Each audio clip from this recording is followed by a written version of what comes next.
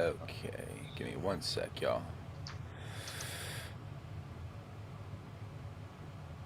All right.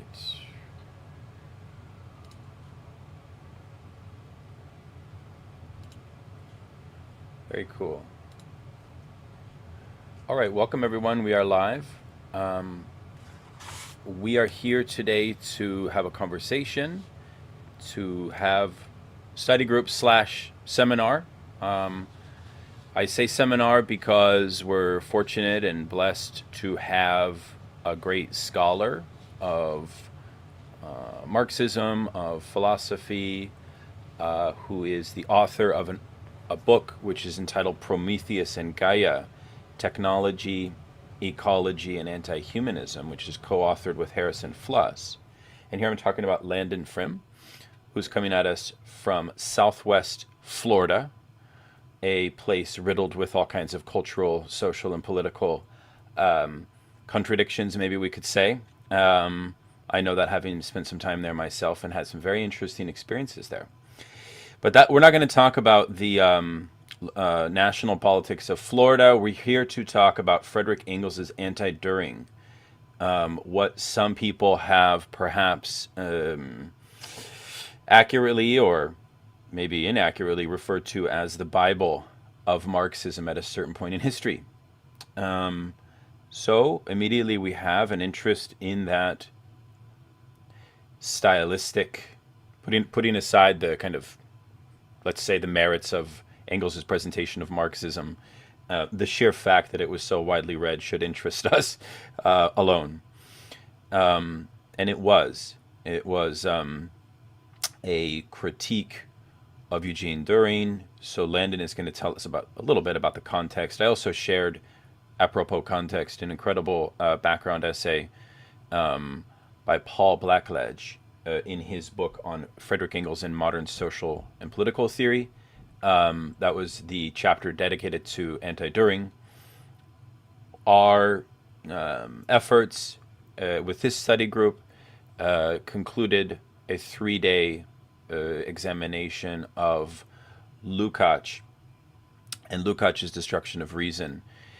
Folks will remember how fondly Lukács invokes Engels throughout that text, especially the working with Engels' proposal in Ludwig Feuerbach in the end of classical German philosophy, which is very central to Destruction of Reason. So Anti-Duhring, in a way, is something between a manifesto and a serious intervention in 3 areas: philosophy, political economy, and socialism of the time. It is taking on reformist tendencies within the broader socialist movement at the time. And Landon has been teaching this book for quite a while. That's why he's here. I've already started Prometheus and Gaia, his new book, which is actually about contemporary questions of ecology with Harrison. And Landon will be back on our platform for a deeper conversation on that incredible book that they've written. I'm super stoked about that. This is a open conversation, but Landon, I think, is going to start with some some remarks. And so just, comradely rules pertain here. Please be respectful, and if you wish to keep your video on for chats, that's always, of course, welcome. And we will be meeting every 2 weeks on Sunday, not every week, in part because for today we're looking at the first section, philosophy, which I haven't fully finished, but it's quite long. We're looking at really 130 pages, so that's a lot. So what I think, Landon, is, if you can come back in a couple weeks, perhaps we can also talk to others as well. We might want to, if we don't cover everything in the first section, we can pick it up the next time we meet. But we have 2 hours scheduled. Okay, I'm going to shut up and turn the floor over to Landon. All right. Well, thank you for the too kind introduction and for the invite for this event. I've been actually really excited about this. And I'm going to keep my opening remarks really brief because you're right. There's a lot. I've over-prepared for this, and there's a lot of material to get through if you want to even get a sort of sense at all about what Engels is up to in the first part of Anti-Duhring. let me start off by saying something that anyone who can see my screen and look at my shirt and sports coat ensemble will anticipate. Let me say something deeply unfashionable. I am a big fan of Friedrich Engels. That's enough to get you kicked out of some parties I've been to. I really like Engels. Not only do I like the sort of content of what Engels is about and think that he actually gets a lot of Marx's own ideas right and has a certain fidelity to them, I really like how he writes, maybe sometimes even more so than Marx. He has a nice, incisive, witty, pugilistic style, which you get in someone like a Lenin or a Plekhanov. I like reading Engels. So when I had the chance to teach the upper level seminar at my home university, Florida Gulf Coast University, and I could pick any one book to subject all of these students to before they go out and get, horrible things like law degrees or advanced business degrees, I chose Anti-Duhring. And it's been a fantastic and frustrating experience. And I think I chose well. I say fantastic and frustrating for a reason. And this has to do with the nature of the book itself. It came out in serial form in 1877, 1878. Okay, and it's this deeply ironic text. Why? What it is primarily a polemic against a fellow socialist, a Prussian German socialist, Eugen Dühring. And more broadly, it's a polemic against a certain tendency of socialism at the time and within the German Social Democratic Party towards a sort of idealistic, what Marx and Engels saw as moralistic reformism as opposed to Marxism. And so against the sort of metaphysical, grand narrative, big picture, idealistic worldview socialism, reformist socialism, Engels was tasked, partly by Marx himself, to writing this polemic which affirmed a dialectical, materialistic, authentically Marxist response. But, and here's where the irony comes in, precisely in trying to match point for point Dühring's own views on the natural world, science, morality, epistemology, in other words, the theory of knowledge, right? Law, ethics, society, socialism, and a critique of capitalism. And precisely matching each of those points, what came out of it was very much the mature statement of the Marxist worldview. So in trying to oppose grand worldview Marxism, they developed perhaps a better version of a Marxist worldview, which is why in a philosophy class like what I teach, it's at all interesting to give to my students. And it has been so far. And so this text, Anti-Duhring, runs the gamut between an epistemology, a theory of knowledge, and even a metaphysics, although Engels would never use that word, but it does talk about the nature of reality as such. It includes a whole section which we'll cover partly today, philosophy of nature, covers the idea of dialectics, human psychology, sociology, ecology, ethics, and political economy. And I would suggest this as a general impression about the work, although I want to leave most of this completely open to those participating today. You want me to state it positively or negatively? I'm a pessimist by constitution. I'll state it positively just so I can throw that out the window. This book gets better the more you read. The more you read on, the more impressive, the more dear to heart, right? The Engelsian insights are. The more we get into the critique of capitalism and the nature of socialism and why the proletariat truly is the universal class, the more this book is a joy, is a pleasure to read. Here's how I really feel about it as a constitutional pessimist. When you start, it's a train wreck. I don't know if that's too strong. It's not an unmitigated disaster. It's not an absolute train wreck, but it starts in a very conflicted sort of way, right? So we have these grand conclusions at the end of the book in terms of political economy, critique of capitalism, what a future socialism might entail. It's based at the first part of the book on essentially an epistemology, a theory of knowledge, and a theory of being. And Engels is caught rhetorically in a particular conversation, a particular battle with Eugen Dühring, and also a particular time period, namely the late 19th century, where the imperative is to emphasize getting on with doing the science, right? Enough with the metaphysics, enough with the Procrustean bed of theory. Let's get out into the world and have a clear-headed idea of what's actually going on there so we can make important interventions in the world itself. But unlike the common misreading of Engels, he's not merely a natural scientist. He's not merely an empiricist. He's not merely a positivist. He wants to make, and especially the first section of Anti-Duhring is riddled with these instances.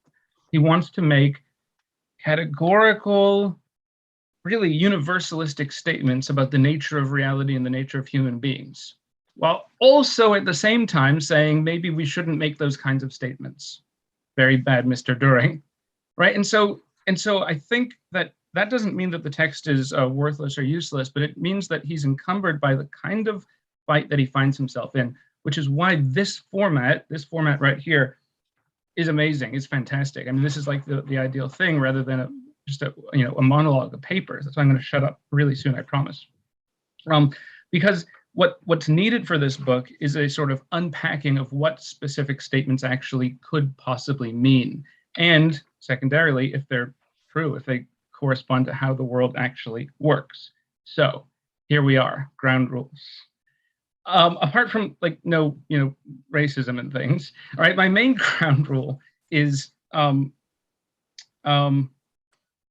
try to be, if at all possible, and there's not many of us here, try to be inclusive in your comments, right? So what we want to try and do is reason together. I've developed, out of this sort of exhaustive double reading that I've done, a series of quotations based on themes from the first part. These themes are knowledge, dialectics, nature, and then finally morality and politics. And what I want from you is your take on A, what those quotes might mean, and B, whether they actually make sense. Right? And so this, talking about the text in front of us and talking about the world is a way to sort of reason together and be inclusive to the extent possible. And I'm always guilty of breaking my own rule here, but to the extent possible, what I'd like to avoid is sort of sectarian obscurantism, right? So, my master Badu says, my master, Deleuze says, my master, and here I'll speak autobiographically, Spinoza would say, okay, I know we're all very smart and we've all very well read, but we haven't necessarily read what everyone else has read. So just talk about, like, you can invoke those ideas, fine, but how do you think the world actually works, and can you give a sort of demonstration, proof, defense, or at least a suggestion as to why what you're saying makes sense? And I'll try and do the same, even though it's super hard for me to. Now, to that end, I'm putting in the chat right now a link to, let's see if this works, my website, my professional website. I have unpassword protected the student section of that. Would anyone mind just like clicking on that link? I promise it's not like a means for me to spy on you. So if it was, I wouldn't tell you. You should be able to see 4 PowerPoint documents there based on the sort of 4 themes that I took from Anti-Duhring section 1. They should read knowledge, dialectics, nature, and then morality and politics. Can I get a confirmation? Anyone able to see that? Good.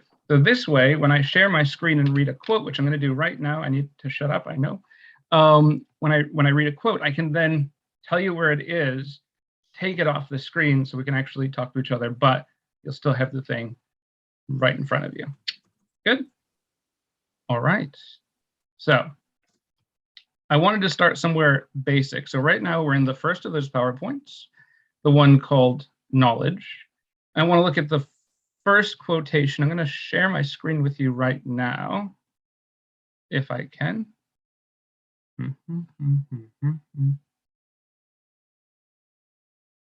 All right. Can I give a thumbs up? Can you see the screen? Very good. So this is kind of, in many ways, the opening conceptual salvo of Friedrich Engels against Dühring, specifically about his sort of high-minded idea that he has what we himself refers to as the philosophy of reality, the one true truth that no one else has been able to come up with so far. And as is typical, and what I appreciate about Engels' styles, he responds in a deeply sarcastic form, but there's also interesting content here. Here's what he says. Engels says, and as each one's special kind of absolute truth, reason, and justice is again conditioned by his subjective understanding, There is no other ending possible in this conflict of absolute truths than that they shall be mutually exclusive of one another. In other words, all of these geniuses who claim to have absolute truths but are in fact stuck in their own subjective particularities, well, they'll end up being mutually exclusive to one another. All right, and then he says something which is not what I would have expected. Here's what he says. Hence, from this nothing could come but a kind of eclectic, average socialism, which as a matter of fact has up to the present time dominated the minds of most of the socialist workers in France and England. Hence, a mishmash, allowing of the most manifold shades of opinion, a mishmash of less striking critical statements, economic theories, pictures of future society by the founders of different sects, a mishmash, he loves that word, a mishmash, which is the more easily brewed, the more the definite sharp edges of the individual constituents are rubbed down in the stream of debate like rounded pebbles in a brook. Stop share. So in other words, he zigs when I thought he would zag, right? Instead of saying, well, you have each of these self-professed geniuses who claim to know the absolute truth, therefore they're mutually in conflict with one another, and it's a bitter fight to the death. He says exactly the opposite.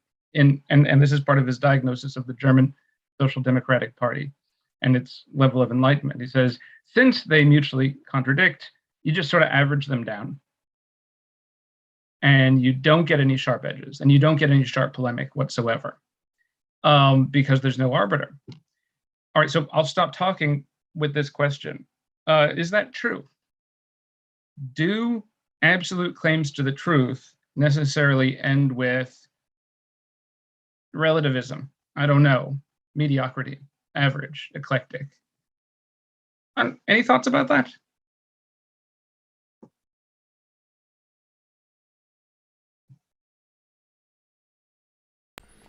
You would think that the opposite is the truth, though, right? At least intuitively, one would think that absolute truths would develop the opposite of mediocrity. So I guess the question I would pose back would be, where's the mediocrity piece come into the picture there? Okay, so what do you mean by that? No, I was asking you, like, what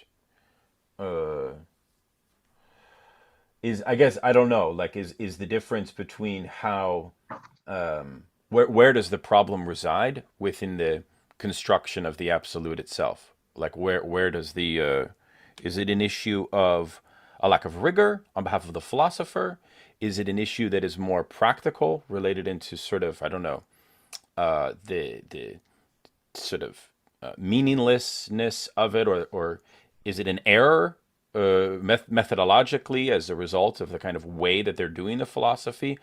But you use the word mediocrity. What does that mean, actually? Does that mean that the philosopher that does that is doing so in a perfunctory or kind of, unrigorous way, and therefore the philosopher's method is mediocre?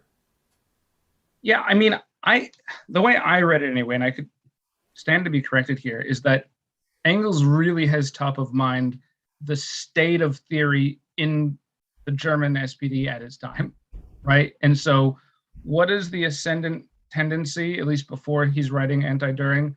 It's a sort of milquetoast reformism. And what is this milquetoast reformism accompanied by, theoretically? A kind of moralistic idealism. Moralistic idealism is necessarily a discourse about absolutes, right? It's Kantian in a way. It's categorical. What is right, what is wrong as such, or what is human nature as such?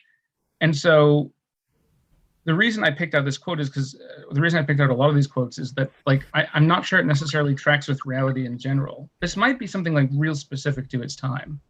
In other words, that can I say something? Please. Cool. So it seems to me that there's maybe something interesting here. I didn't really actually notice this quote when I was reading it, so I'm glad that you highlighted it. But what was interesting to me was how he highlighted subjective positions, and it made me think of, not to quote, it made me think of, I mean, in a way that I think is understandable. Not just that I'm trying not to violate any rules here, but it makes me think of Horkheimer on objective reason. where what he's critiquing is actually a tendency, which actually does seem relevant today, of creating, maybe by when he says absolute, he means a kind of like a sealed discourse. Like if I can create final values or final concepts that are kind of the concepts of last resort, then I no longer need to engage with reality. Well, on the other hand, if I have to engage critically with something objective, then any discourse I'll construct will have a sort of open-ended quality to it. And it's not so much what you say, so much as the manner that you say it. That, yeah, that like is what. Can you expand on that? What do you mean by manner? I mean, I mean, the sense that you're grappling with something out in the world that you don't have a full perspective of, and that would be that, rather than creating a mishmash. Meaning, it's interesting. Meaning, I don't think Ingles would object to many people, gauging critical claims about something which are divergent from each other, but the tendency to absolute divergence is one that says that, my series of concepts is the only kind of relevant ones, to construct this reality, and so I can't possibly interact with anybody else. And the mediocrity or the leveling that results from that is nobody's really engaging with objectivity anymore. Kind of structurally, formally, they're not engaging. I think that's really good. So if we think of like sort of philosophy of science discourse, there's all this to do about the idea of falsifiability. What makes a hypothesis falsifiable? Well, it's a statement about the world that other people in principle can, use empirical proof to disprove, or empirical evidence to disprove. In some sense, we're all sort of talking about the same thing. And maybe the claim is, right, that's what sharpens the discourse. If we're all making, to take a banal example, if we're all making falsifiable hypotheses about, I don't know, COVID-19, right? And we all agree that, well, there's such thing as evidence, and we can go into the lab or the field, and we have this idea that, we can sort of test theory A or test theory B using some kind of common standard, but the truth is out there, right? That might sharpen the discourse, so to speak. Whereas if we're doing, because I teach comparative religions, if we're doing just a comparative religion survey, maybe there's no sense in which there's a contest even to be won. There's no sense of sharpening your discourse because these are just different language games, sort of side by side one another. The sort of absoluteness of the claims make them incompatible and make the contest a non-starter. Perhaps that's what he's up to. I don't know.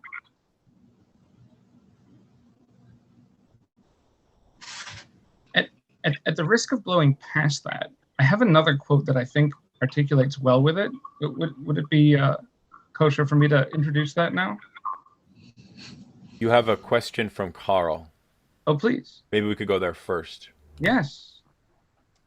Oh, I didn't see the little hand. Hi. Yeah, hi. Thank you. So I think this passage that you've picked out for us to begin with is really quite fascinating. And I take it that the problem Engels is trying to identify for us is the problem of method. Okay. Right. So, unless you have some kind of method that will allow you to ascertain which claims to objectivity are genuinely valid and which claims are merely spurious, without such a method, of course, then a general mishmash will be the inevitable result. Right. So, yeah. So following that logic, you would say that then therefore we need to agree on a common method before we can start doing, forget about natural science, but politics as well? Well, I don't know how much we need to agree on a method. I think that actually might be putting the cart before the horse in a certain way. Okay. Right, because then if we have to agree on a method, then you're just pushing the pump in the carpet, you're just pushing the carpet down one more notch. Is having to agree on certain claims. First order claims, we have to agree on second order claims. But then you need a criterion for adjudicating how we're going to arrive at that agreement. The next thing you know, we'll be here all night. Yeah. And well into the morning. Well, that's exactly the trap I was setting up for you. So what Yeah. what is the so if it's not just about starting with a method, because of course that's infinite regress, then what's the method that guarantees the method that guarantees the method? Right. Well, where the hell do you start then? And this, by the way, is the question I've been asking my students all semester for about 2 Yeah. months. I mean, I think part of what Engels is trying to do for us here is answer that question precisely because, right, he's setting up the problem of relativism in the context of a time when people's grasp of absolutes was, as it were, arbitrary. Okay. Like if you look at the passage, you know, sort of said like this, as long as you're trying, the way I read what happens on page, I have 19 and 20 of the collected works here. Yeah. Right. Sort of have, as long as you have this, as long as you're starting from, so in a way, the problem is, so if we're not going to start from some sort of absolute, then what are we going to start from? And I take it Engels wants to do in what follows is not so much demonstrate a starting point, but prior to carrying out the work, right? Because that's the trap that Hegel identifies very clearly in the introduction to phenomenology, right? Instead, you have to just get on with the work itself, actually articulate the unfolding of the objective structures of nature and history, and to whatever extent possible, see to it that the proof of the pudding is in the eating. So, yeah, so that's interesting because I think that at least, you know, biographically, you're probably spot on in terms of what Engels' intention is, right? He doesn't want to start with some kind of absolute starting point. He makes fun of Dühring for engaging in an ontological argument, starting with concepts. We can maybe deal with that later in the nature section. But he does not shy away from talking about apodictic, universally applicable, timeless laws which govern everything, right? He's not against that, although then he always pulls it back, and it's like, well, but actually, how do we know about those laws? Maybe no one person can know those laws. Maybe there's what's needed is an infinite series of people correcting other people's mistakes to grasp at those laws. But all the same, he has what would make most conference goers at a philosophy conference today blush with seemingly bombastic statements about how absolute and sure and true and universal those laws are all the same. And so an interesting question we might ask ourselves is, does that track? Do those things make sense? Can you really affirm universal, in some sense, transhistorical laws that we can only ever glimpse partially by getting on with it? And furthermore, what does it mean to just get on with the work of exploring if we don't even know how to start?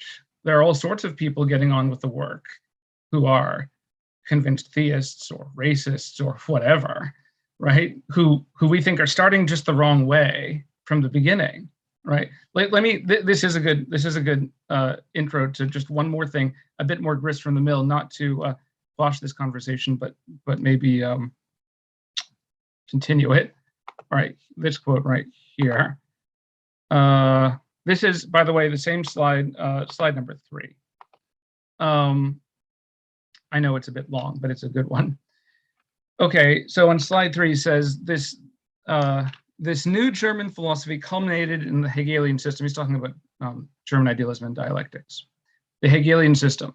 In this system, and herein is its great merit, so he affirms it, for the first time, the whole world.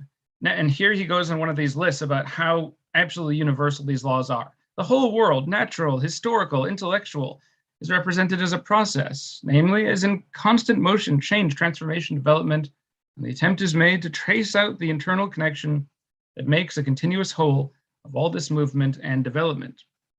From this point of view, the history of mankind no longer appeared as a wild whirl of senseless deeds of violence, all equally condemnable at the judgment seat of mature philosophic reason, and which are best forgotten as quickly as possible.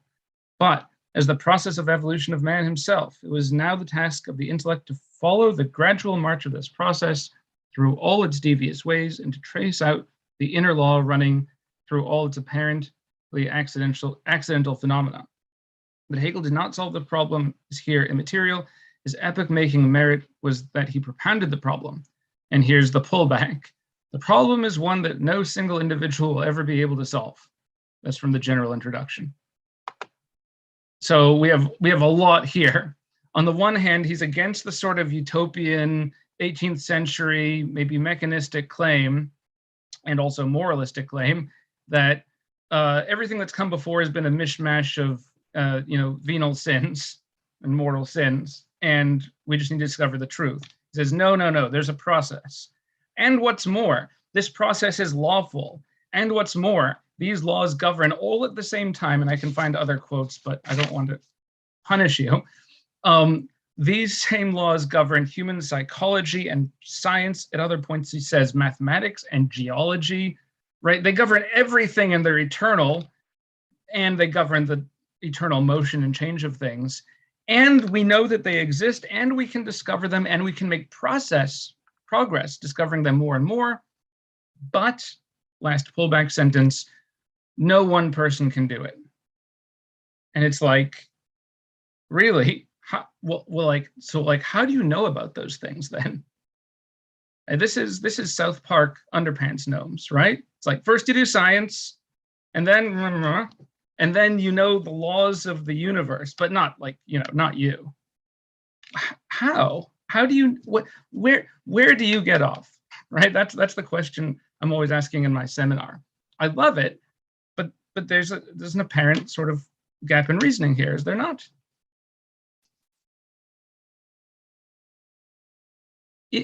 To put it in simpler terms, like, is Engels at all justified in claiming to know that such laws exist? Why not just be a postmodernist?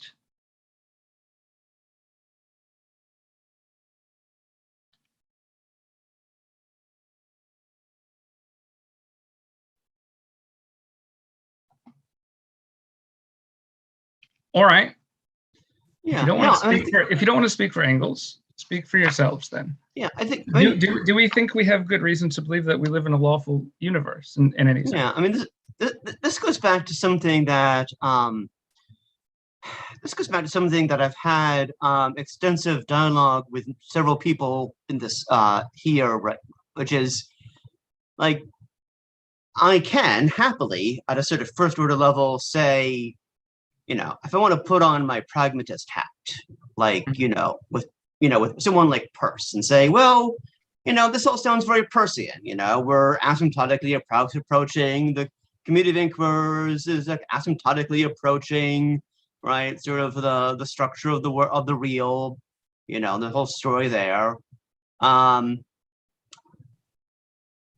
But I think that the worry here, and the worry that many of you have actually have pressed upon me in previous conversations, which I think is a very good way to have, particularly if we're going to read Engels as being sort of anywhere near a pragmatist orientation, that's actually might be a problem for Engels. Okay. Right, because the closest, the most forthright and most explicit statement one gets from, say, Peirce in particular, is the idea that it is merely, quote, a rational hope, unquote, that the community of inquirers will discover the structure of the real. And I think that this then raises, and I think that while that might be fine if you're a pragmatist, I think that's not going to be nearly good enough for Engels, as I understand what Engels is trying to do here. Right? Well, this is why I said a lot of the seminar I teach now is about, like, do Engels' ecstatic conclusions follow from his extremely humble sounding premises? Sorry, I didn't mean to interrupt. No, it's fine. No, I mean, that's roughly the problem, right? Is a rational hope might be fine for might be fine for pragmatists, but I think that if we're going to be if we're going to be revolutionary materialists, we're going to need a lot more, perhaps, than merely rational hope. Yeah, I would think so. Yeah.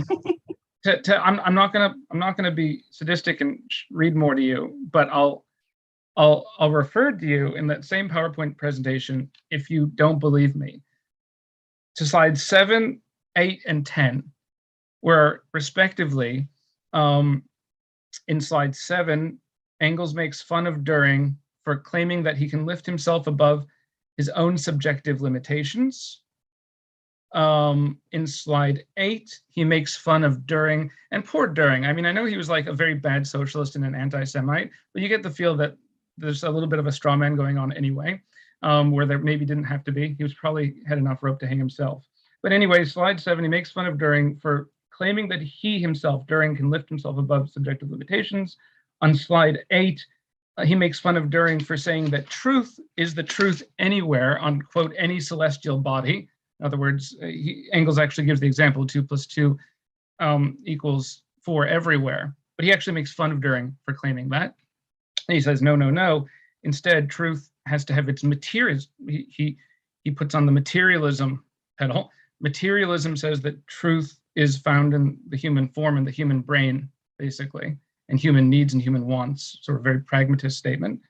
And on slide 10, he makes fun of poor Dühring for saying that the truth isn't constrained in some absolute way by language. Now, if Engels really believes these 3 things, if these 3 complaints against Dühring are indicative of what Engels himself actually thinks, namely, A, that you can't lift yourself up above your subjective limitations, at least not completely, or B, that truth isn't the same everywhere and at all times, or D, as in slide 10, that truth is severely constrained by language, what's he doing in the second and third part of the book? Even the first part, where he's talking about these universal dialectical laws, the negation of the negation, which Daniel was just reading. Sorry, I didn't mean to out you. The nature of the progression of communal ownership of land to capitalistic to socialistic, which is supposed to span all sorts of different geographies and cultures and languages. I don't see how these things gel necessarily.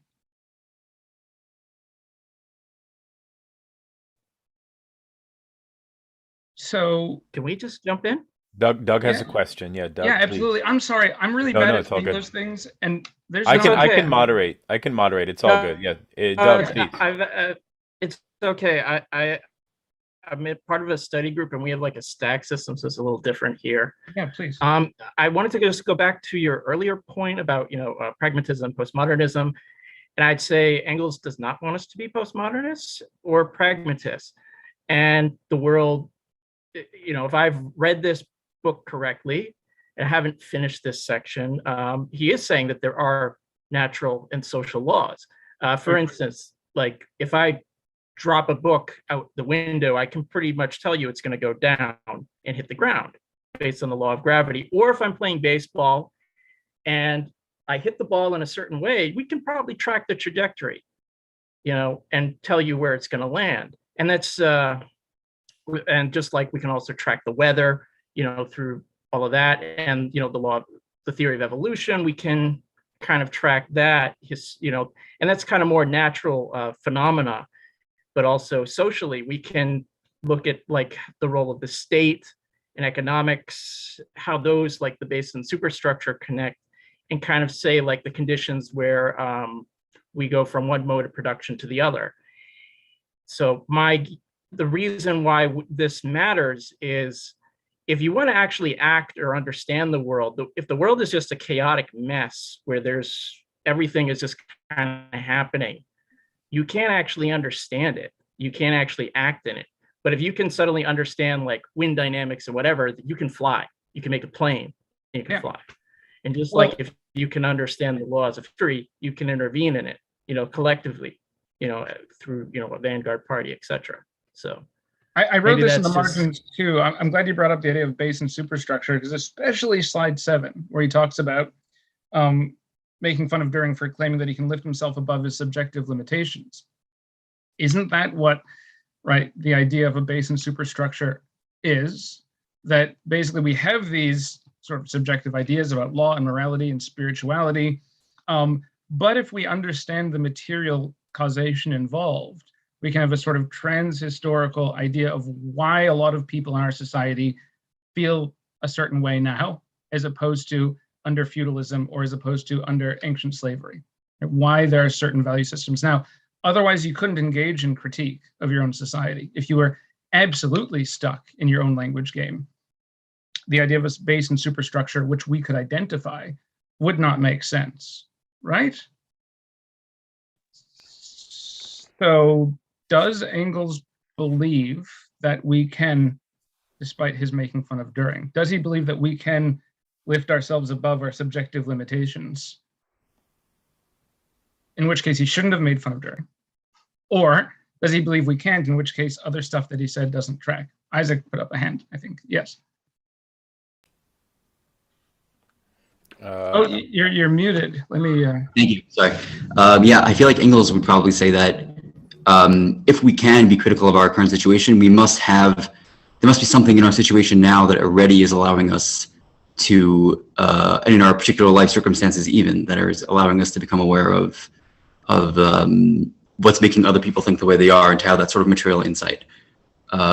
So even if we try to make these critical claims, we'd always make them from a sort of historical position. So, right. So, okay, good. So I don't want to put words in your mouth, Isaac, but what I'm getting is that, right, if we can make a social critique now, there's something in our historical juncture that allows us to make it. I mean, that seems to be like a truism, and I would agree with it.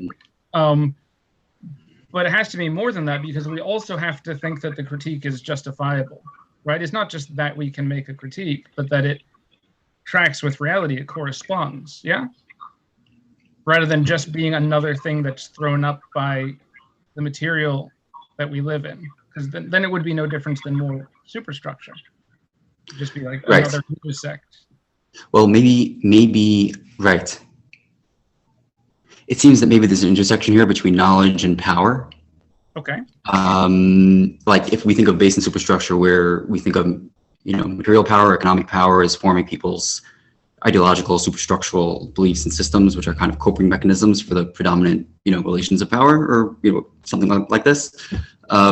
So we must somehow have found a little cavity, abscess of power to exercise, and we actually are in producing kind of a counter knowledge, are acting, are not exactly tracking with reality, because there's no reality to track. If reality is dynamic and process based, then it wouldn't really make sense to speak of knowledge as purely tracking with reality in the sense of like a correspondence.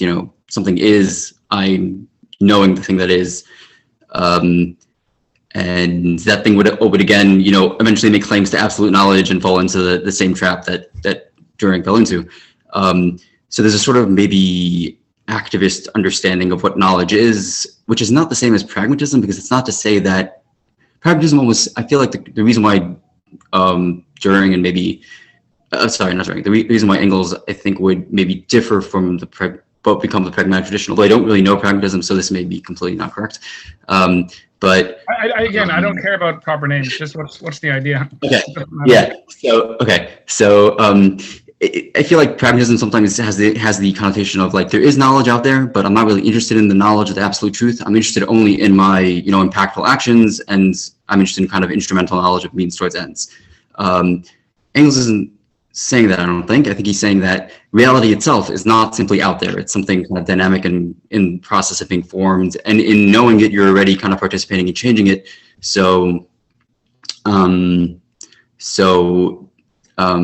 so what? So I guess it wouldn't, you're not really making that sort of claim. You're saying the reason why absolute knowledge is impossible is because of kind of the nature of what knowledge is.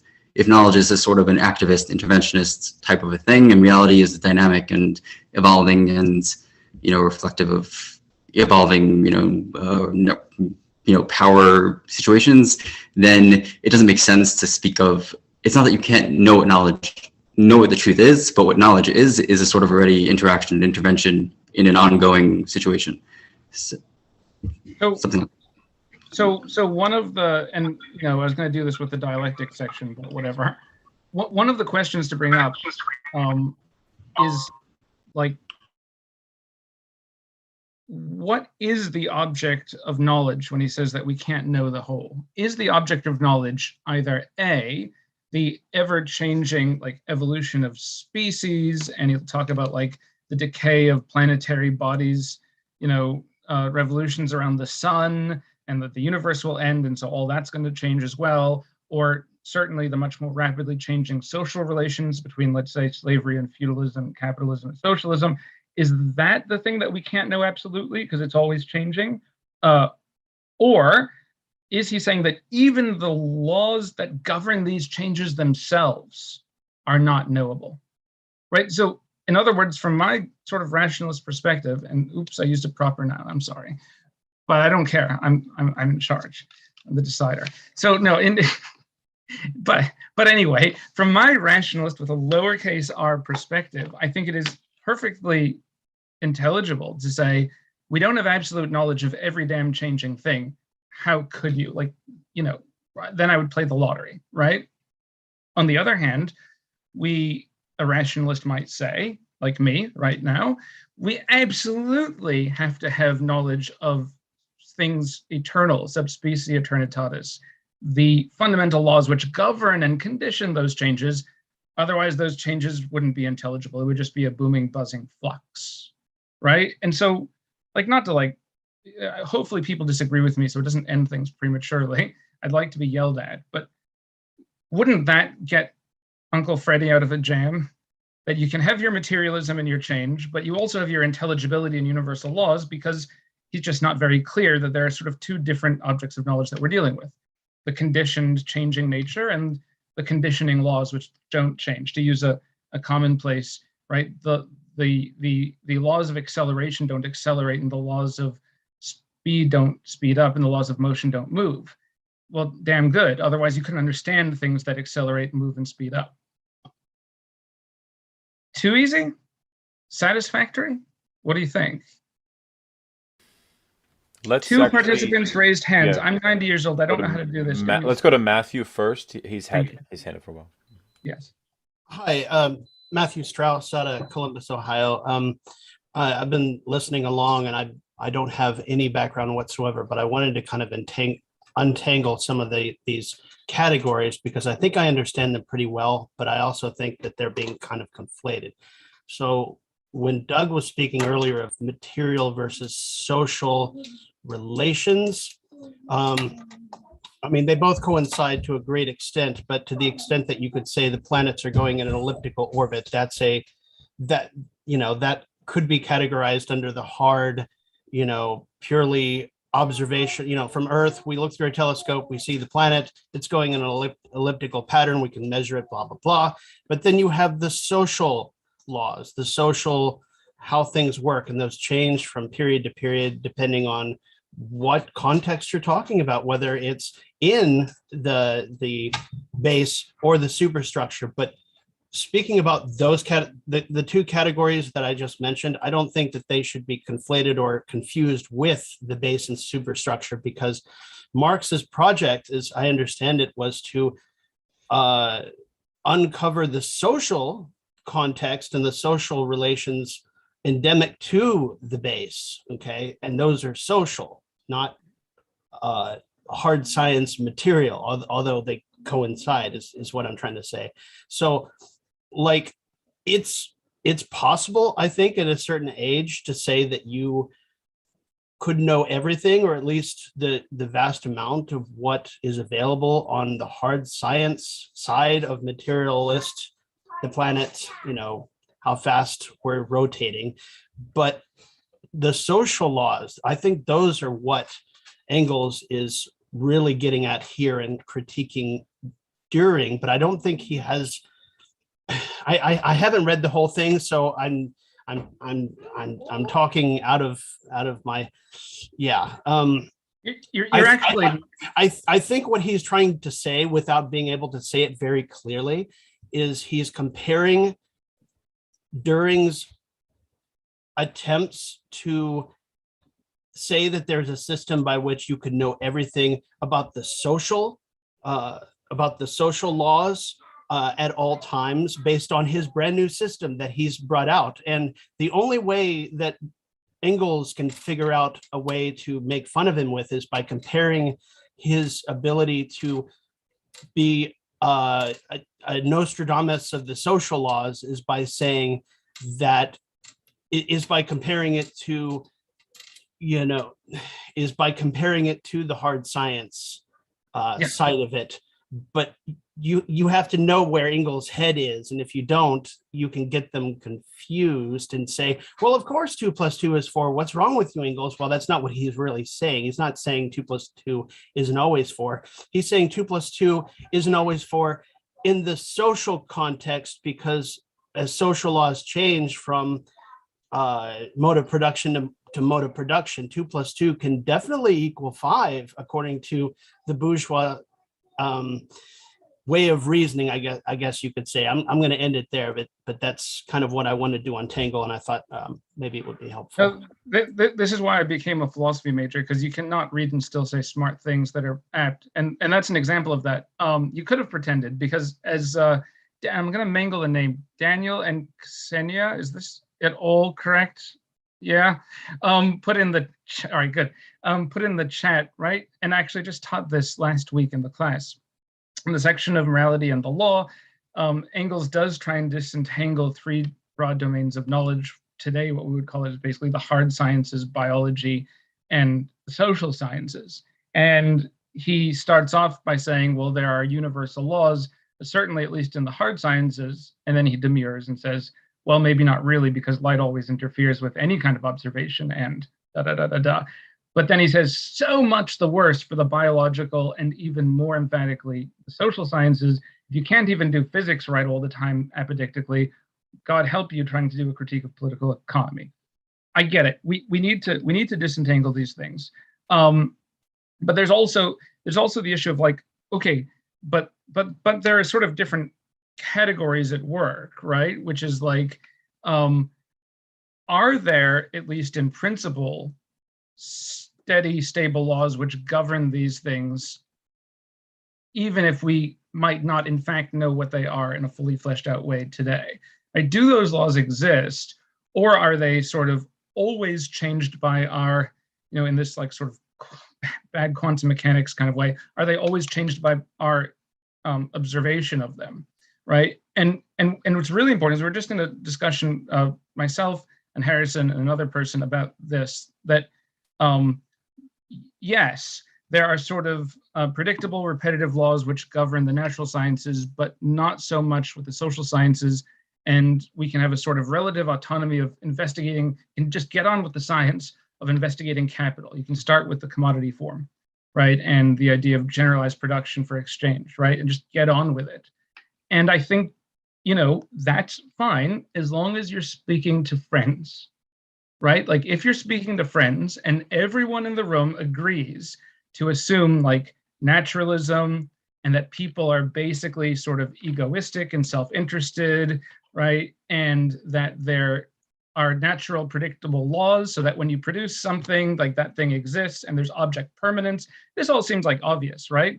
The person we were talking to called them, simple-minded truisms or something really, really mean to make me feel bad, right? Simple, I don't have shame, so it doesn't work, right? Simple-minded truisms that like there's a basic architecture of the universe with like object permanence and egoism and da-da-da. There's not a simple-minded truism once you meet like one damn person who disagrees with you. And let me tell you, 9 to 15 people, you're in the minority, right? All of you are in the pitiful, minuscule, vanishing minority of people who just assume an obvious kind of pragmatic consensus about naturalism. No, 53% of Americans believe in ghosts. Okay, they believe in ESP and telekinesis. They believe that, scientists believe that things aren't in the same location, right? I mean, like you just can't assume these things. And here's the bad news. if you neither can just assume these things, the basic, deterministic, materialistic architecture of the universe, if you can't just assume these things, and if you don't bother trying to prove them, then you're building your ideas about that third kind of knowledge, social sciences namely, on a foundation of sand, aren't you? And that's a problem, because someone just needs to turn around and say, well, I think actually people produce things because, of their soul or something. And that, in fact, we don't live in capitalism. Capitalists say this, by the way. Capitalists say that you shouldn't say capitalism. The word capitalism is something that's invented by Marxists in order to critique the current and, by the way, natural social system, right? And so to say everyone knows we live in capitalism and everyone knows the generalized commodity production, let's just start there. I'm sorry, that would be a lovely vacation for me to take in my mind, but it's not the world we live in, I think. Jim has a hand up. Mm-hmm. And then Doug. As I understand, the Marxist critique of bourgeois economics has always been the idea that there are not universal laws of economics that apply across different modes of production. Yes. Whereas a lot of bourgeois economists have said, and they said in Ingles' day and our day, that there are universal economic laws. You can use them to understand capitalism. You can use them to understand feudalism, and for that matter, you can use them to understand socialism even. Yeah, that's right. And so it is important to note that for the Marxist, at least for the orthodox Marxist, right, the laws of motion of feudalism are different than the laws of motion of capitalism or socialism. That's true. But here's the thing. If we can make an intelligible story about how feudalism becomes capitalism, which, by the way, Engels does in this very book, or an intelligible story about how capitalism can become socialism, which he does in this book as well when he's talking about the negation of the negation, right? That means that there has to be some more general intelligible law, bless you, some more general intelligible law which governs the shift from one local set of laws to the next. If there wasn't, it would be what's called a miracle, an unintelligible miracle, the shift from one epoch radically differently to the next. I don't think Engels wants to say that. I hope he doesn't want to say that, because then you couldn't do a science of epochal shifts, and you couldn't even begin to predict how or why socialism would come about, unless there was a more general intelligibility undergirding the shift from one local law to the next. Should I add some more stuff? I'll add some more stuff. All right.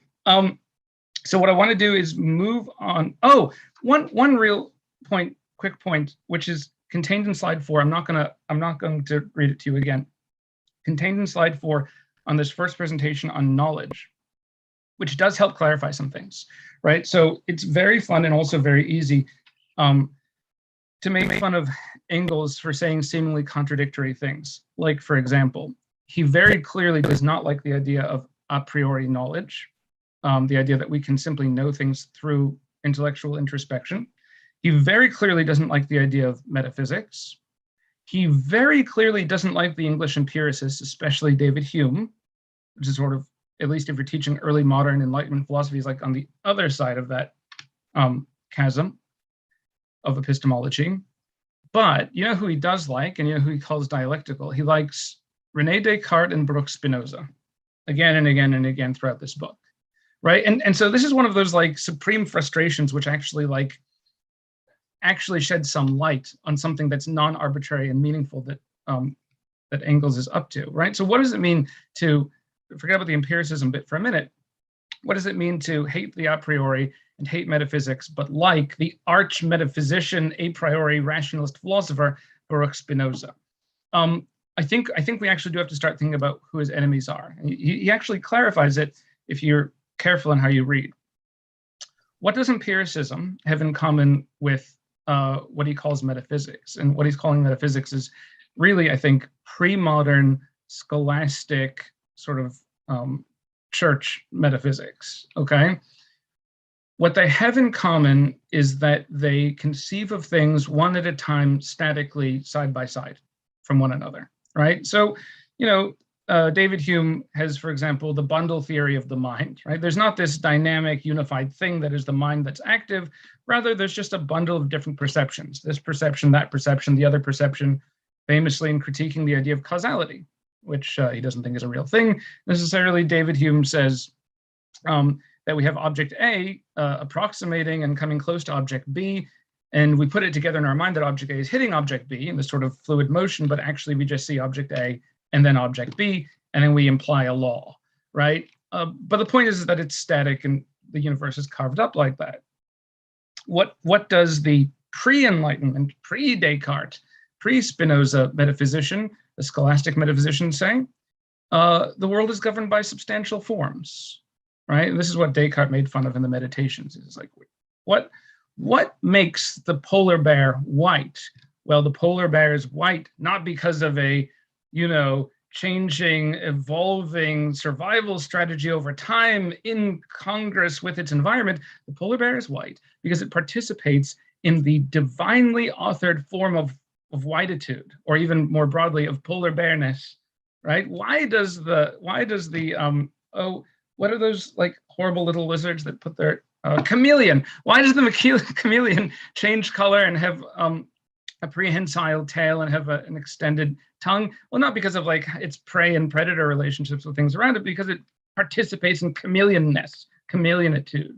But the point about substantial forms is that they are created once forever, side by side one another. In fact, he makes fun of Dühring for this in the section of nature.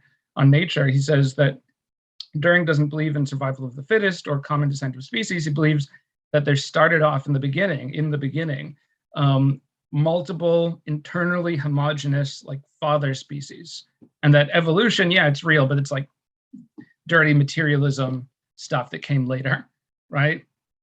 Minor modifications, but there were originally, according to Dühring, these substantial forms. He calls him a metaphysician. He should have called him a scholastic metaphysician. And so to clarify like what's going on here, I think it's important to understand how Engels can like an a priori rationalist metaphysician like Spinoza and use Spinoza's language and concepts through this whole book, okay? But claim to hate the a priori and claim to hate metaphysics. It's because what Spinoza believes in is a sort of universe which is fluid, individuals which are just weak provisional individuals which morph into one another, right? And lawfulness.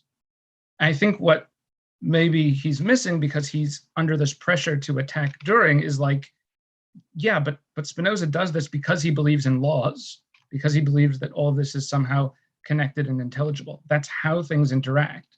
That's why he's not Leibniz, believing in separate monads that don't interact. Should we maybe talk a little bit about dialectics, or does someone have a question? I had a quick question. Please. Is Dühring in a way, I mean, he can't reject a kind of sense that some things are governed by laws, but it seems to me that because he has this kind of irrational faith in the philosopher or in the individual's relationship to a priori truth, this allows Dühring to conceive of whether it be a historical or whether it be the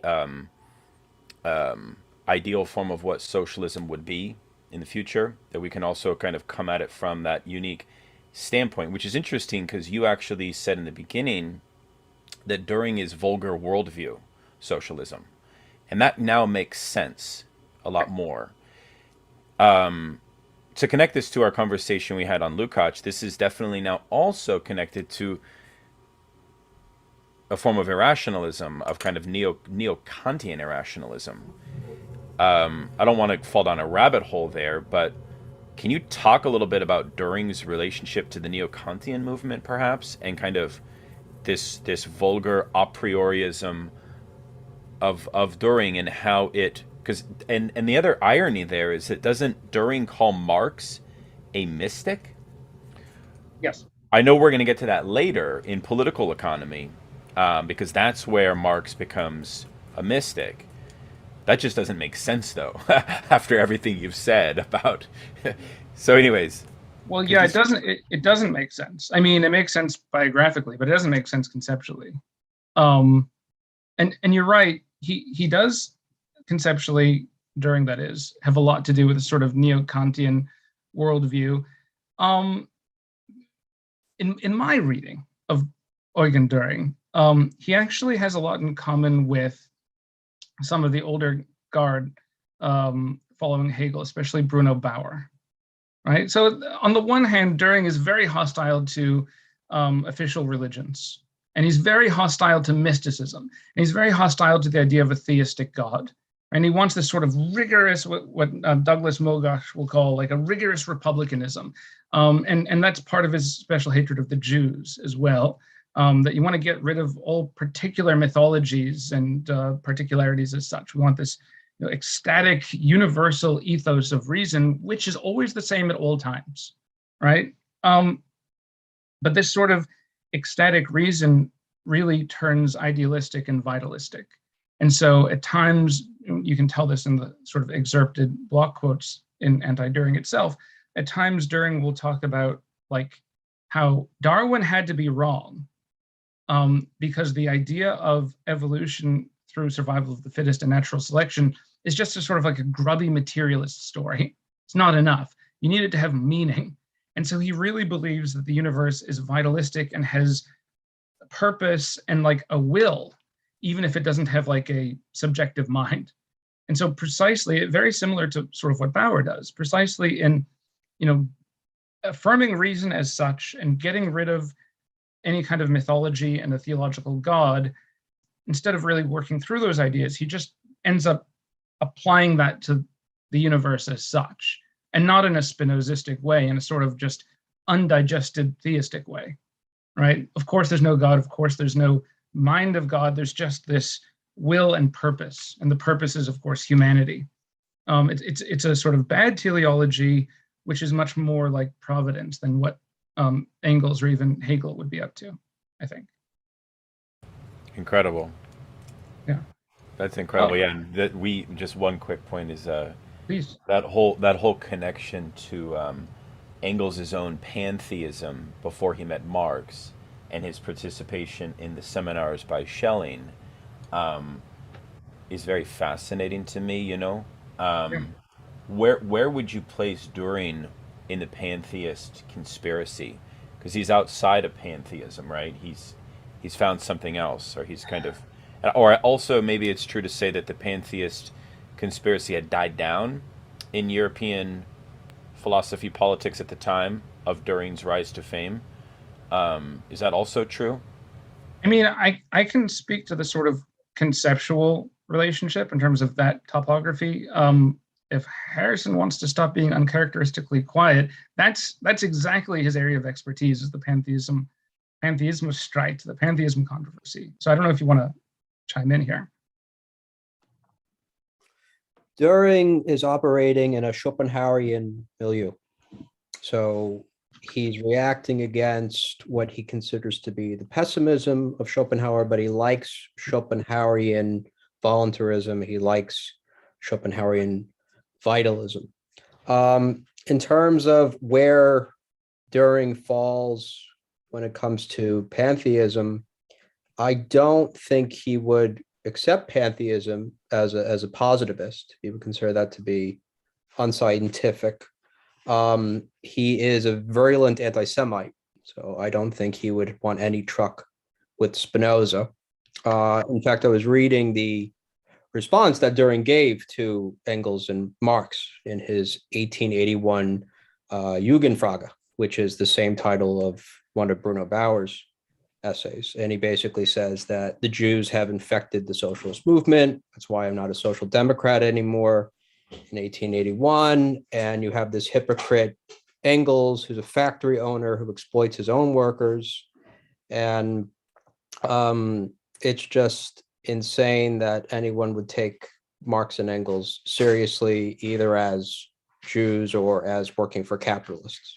So Dühring is kind of anticipating sort of Spangler's Prussian socialism in this Jugendfrage essay, but In terms of the pantheism controversy, when Dühring is attacking Hegel, this sets off alarm bells in Marx and Engels, because Dühring's treating Hegel like a dead dog in the same way that the German Enlightenment treated Spinoza as a dead dog. So they do make that connection to the pantheism controversy, because the way that these Philistine petty bourgeois German positivists are treating Hegel is similar to how the earlier German positivists treated Spinoza. So they do make that connection. Engels makes that connection in defending Hegel against Dühring, and Marx makes that connection even more explicit in the afterword to the 1873 edition of Capital. So in terms of those historical connections, the pantheism controversy is repeated with the attacks on Hegel, and those attacks on Hegel echo the older attacks against Spinoza with Jacobi and Moses Mendelssohn. Yeah, thanks. If I could segue to a bit of Spinozism here, right? So what I'm working off of now is that, in case you want to follow along, is that second PowerPoint called dialectics. We did knowledge, the second one is dialectics, and I have something to show you under the third one as well, nature. So famously in Anti-Duhring, Engels characterizes dialectics as the movement of the negation of the negation. And so you have one thing, and then that thing in its one-sidedness is negated, and then that negation is then negated in a second way. And a lot of people actually make fun of him for this, especially for the infamous barley example. The barley example, or sometimes the butterfly example, is, well, we start with, in the case of barley, a seed, and the seed, if planted in exactly the right way, finds its way to become a mature plant. And then after the plant matures, the stalk of that barley plant dries and dies and falls to the ground. And lo and behold, what is inside of that stalk of barley? Not the original one seed, but many, many seeds indeed. Same thing with the butterfly. We have one butterfly egg leading to, I don't know, I'm not a science guy, something about a hungry caterpillar, and then a butterfly, and then the butterfly doesn't lay, if it's a successful butterfly, one egg, but many, many butterfly eggs. And that is how the world works, right? It's more of these sort of ecstatic and possibly true, but ecstatic statements about, well, this is how math works, this is how even geology works, but definitely it's how biology and societies work, right? Why do people make fun of it in the literature? Sometimes people make fun of it because it appears to be rather ad hoc, right? He actually anticipates this kind of objection in part one of Anti-Duhring. It's like, well, not any kind of negation will lead to a negation of the negation and then some sort of, grand expansion of the original article, right? So the example he gives in anticipating these kinds of objections is like, if you take the barley seed and instead of planting it, and therefore it negates itself by becoming a mature plant, if instead you take the barley seed and you crush it, or eat it, or throw it away, well, you've negated it, but you haven't provided the necessary materials for how it will be then negated a second time and then, in some sense, flourish and become more than it was originally. But of course, this is like a real problem, because then, like, why isn't he just being ad hoc, right? Wouldn't the more like sort of humble, empiricist or positivist approach to the world be like, yeah, sometimes things become more than what they were, and sometimes they don't. Right? I mean, that's like a very deflated thing to say, and it's not a great, basis to put together a sort of universalist, world historical, socialist strategy, right? But how do you counter that, right? How do you counter the idea that, like, sometimes the negation isn't negated, sometimes it might be, and sometimes it's not? And why, Engels, if you don't think that you can do a priori rationalist universal reasoning, why are you imposing this idea of dialectics and the negation of the negation on the world as such? sometimes things, this is such a bummer at 5:19 p.m. It's not, it's like happy hour still. Sometimes things just die. And so the question I have as a philosopher is like, is there anything deeper than just this apparently ad hoc statement that no, it should be the negation of the negation, and when it's not, well, something went wrong. That seems rather artificial. I have a couple quotes to show you. I'd rather hear what Isaac has to say. Isaac. Cool. Yeah. So yeah, it seemed to me that he was saying that it seems like he's trying to uncover some law of development. Yes. He's saying, not that I can predict that development happens every time it's a negation, that every negation leads to negation, but if and when development happens, it follows this pattern. So, and development in many various types of development. It's kind of a paradigm of development. So what it leaves out is almost the most important thing, which is like, how do you know when development is going to happen? And how can you project? He completely is kind of stepping back from that and is saying, you know, I can't say when development happens. That depends whether you're planting the barley seed or not planting the barley seed, and on all the local contextual factors. Yeah, but just please. You know, so this is really good. It's like on the one hand, he's being really true to form, right? So he's saying, I'm not going to try and impose things ahead of time. I'm going to do my empirical scientific mucking about. And then I'm going to abstract from nature. This is the language he uses, of abstracting rather than applying. I'm going to abstract a principle of what development is. And so good. And so he's being like internally consistent there. However, as Isaac points out, it's like, yeah, but like why you're worth anything is because you're supposed to be able to like predict stuff, right? And so like how do you know when development's going to happen? What makes a society ripe for socialism, and what makes for the conditions right for maybe even individual human flourishing?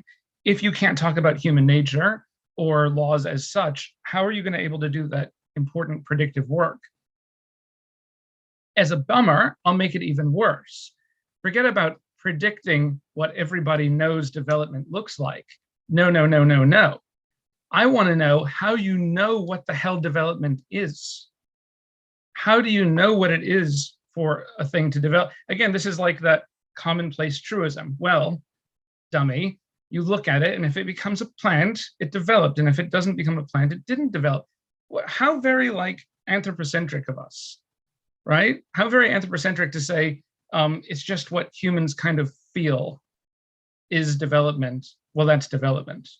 Well, I mean, why? Right? Like from the point of view of something that eats seeds, it's a great tragedy when the plant develops. It wants to eat the damn seed right now, right? And so don't we need some sort of deeper story about what development actually means? Can we know what it means when we see it ever? Let me show you a two, very briefly. I won't read the whole thing, so I'm not that mean. Two quotes. The first one is from the dialectics presentation, and it is slide 7 here. I'll only read part. Ingles says, negation in dialectics does not mean simply saying no. This is right after he's being super defensive about barley. Negation in dialectics does not mean simply saying no, or declaring that something does not exist, or destroying it in any way one likes. Long ago, Spinoza said, omnis determinatio est negatio. Every limitation or determination is at the same time a negation. And further, the kind of negation is here determined firstly by the general, and secondly, by the particular nature of the process. There's general laws which govern this, and laws which govern that particular kind of species, in this case, the barley. You can't just crush it. And then the second one that I want to show you is from, and it relates to this one, nature. So this is the third PowerPoint slide, nature. And I want you to look at slide 13. Okay, I'll pull it up right now. Share. And here's the really interesting one. He says, nature, slide 13, life is the mode of existence of albuminous, which doesn't mean eggs, apparently. In the 19th century, it means just protein-based in general, not specifically egg whites. Life is the existence of albuminous bodies, and this mode of existence essentially consists in the constant self-renewal of the chemical constituents of these bodies. And further, but what with non-living bodies is the cause of destruction, change, with albumin is the fundamental condition of existence. In other words, when it comes to a non-living, Ford F-150, change in the form of oxidation of rust destroys the thing. Whereas with albuminous, which is to say protein-based, which is to say organic bodies, especially living things, change is precisely the thing. Here he's thinking of, metabolism, taking in food, water, nutrients, sunlight, and excretion, right? And in a larger sense, reproduction. Okay? Change is the thing that lets that thing keep on being what it's being. I love these passages, but I think that they hint at a sort of deeper theory of being and of individuals than Engels is unashamed to admit. I think there's a tell here in that he is referencing Spinoza, omnis determinatio est negatio, all determination, all specificity, all individuality is negation. And I think that the tell is when he starts talking about albuminous or living beings. Namely, there seems to be an agreement with Spinoza, and I know I'm breaking my own rule because I used a proper name, I apologize. But there seems to, oh, Matthew Strauss has a little kid. Do you know that kid? That's fantastic. Look, organic life forms. Anyway, oh my God, now everyone's bringing out their small things. Good job, Harrison. But what was I saying? Albuminous beings. So I think he's hinting at a sort of deeper metaphysical agreement with Spinoza here about what it means to be an individual, specifically a theory of what might be called weak individualism. That what makes a thing what it is its structure, its ratio, how it's put together, the ordering connections of how it's put together. That is precisely why organic beings persist in how they are, in what they are, by not staying the same materially, by having cell lysis and regeneration, by taking in foreign elements in the form of food, by excreting what they are and taking in what they are not, right? This is the sort of negation which allows living things to keep on having their same structure, their same ratio. This is like amazingly important, I think, for all sorts of things that Engels shies away from, especially ethics, right? If what you are is essentially a weak individual, that means that you're not stuck, encapsulated at the extent of your skin and your own nervous system, right? That you are fundamentally something like what Marx earlier would call a species being. You have the same ratio, the same common human intellect, the same fundamental structure as all other human beings, and can have a sort of natural alliance and relationship with them.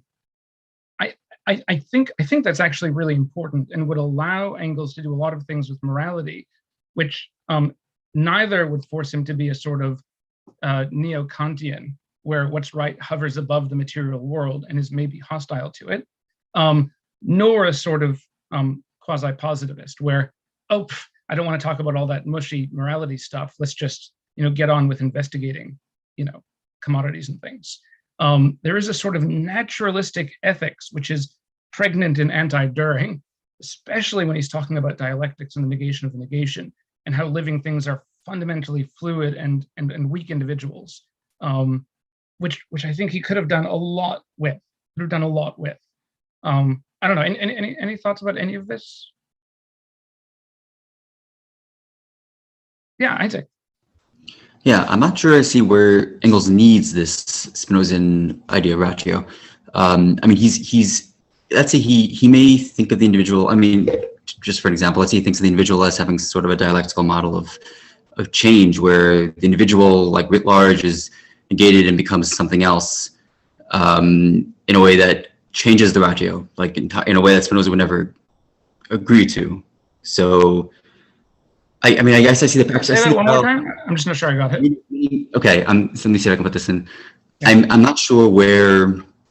It sounds like the use of Spinoza here would be to explain how you can have a persistent individual with change. Yeah. So, but while Ingles is committed to the idea that change is part of life, of things that are alive, and of people, maybe that change extends. We don't really know, I think, the extent to which that change extends. Maybe extends even beyond the persistence of a ratio. So if, are you saying that the identity of a being or the change of the being extends beyond its ratio? I'm saying Ingles maybe is not concerned with the identity of the being. Maybe it'll change. Yeah, the change will be beyond the ratio, and we don't need to account for the identity of the being in a way that Spinoza would be concerned with. Okay, so but if we don't care, you may well be right biographically. I would wager you are right, even if maybe from Engels' perspective you shouldn't be. I think maybe biographically you're right. He's not concerned about the identity of being. He doesn't want to talk about human nature, human essences. He's quite hostile to this in the text.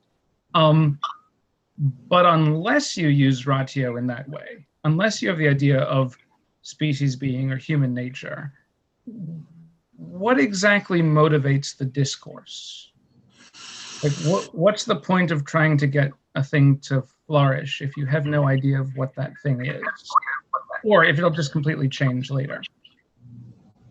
I hear the question. I don't know, but it's kind of like saying, what's Hegel's life philosophy? Is it mean in the sense of like, does he have a philosophy of life, like of what life is? And I don't know. I guess I'd say maybe it's a question mark. I don't know. Yeah. Okay. Just to wildly veer all over the place, because I think it points in this direction. Where is this? Oh, right here. If you look at the last one, morality and politics. So specifically about this sort of motivation question about like why bother, right? Because Engels and Marx, right, didn't simply write books, but they advocated particular political causes and agendas.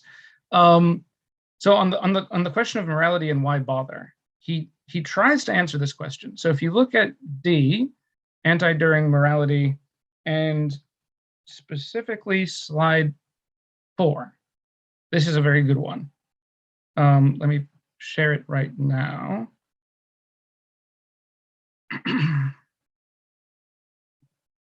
Okay, he says this.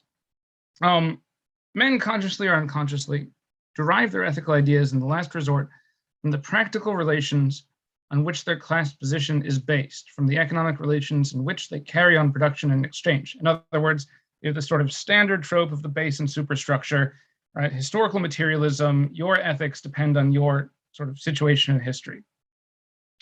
Which then is the true one, which then he's referring to morality here. Which one is the true ethics morality?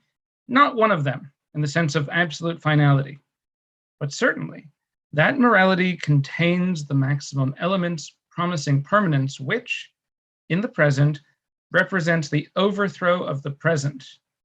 Not a strong translation here. Represents the future, and that is proletarian morality, right? And so, right, we start off with the standard base superstructure, historical materialist diagnosis of what's going on. In responding to the sort of neo-Kantian high moralism, idealistic moralism of Dühring, he's like, well, I'm not going to buy into your moral schema.